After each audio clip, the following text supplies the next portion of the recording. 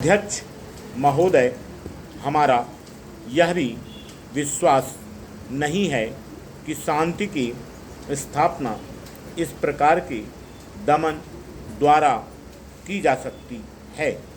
आप जनसंख्या के आगमन को शायद टाल तो सकते हैं, लेकिन हमेशा के लिए रोक नहीं सकते। भारत का विश्वास किसी भी स्थिति की वास्तविकता का सामना करने में है।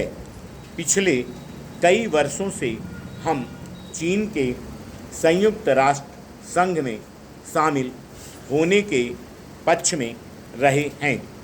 चीन ने हम पर आक्रमण किया, लेकिन फिर भी हम उक्त पक्ष का समर्थन करते रहे, क्योंकि हमने अनुभव किया कि इस यथार्थ का सामना करना चाहिए कि चीन का अस्तित्व है और वहाँ बहुसंख्यक लोग रहते हैं तथा इस तथ्य को नकारना अवास्तविक होगा। और अब हम पाते हैं कि कई राष्ट्रों ने जो इस नीति के विरुद्ध थे और हमें इसके लिए खरी खोटी सुनाते थे, अब अपने विचार बदल दिए हैं। इसलिए हमें यथार्थ की ओर इस प्रकार देखना होगा और उसका सामना करके ही हम ऐसे हल के लिए कोशिश कर सकते हैं जो स्थायी और टिकाऊ हों।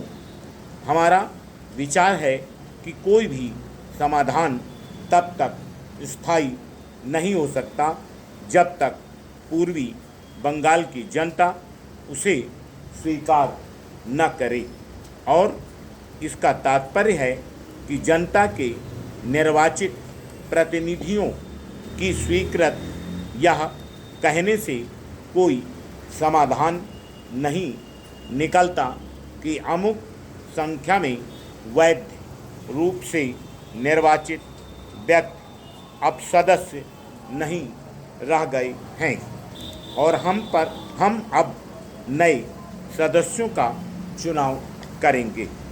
और मैं समझती हूँ कि कोई 55 या 58 को उन लोगों की जगह निर्विरोध निर्वाचित घोषित किया जा चुका है जो जीवित हैं और जिनकी सीटें खाली नहीं हैं।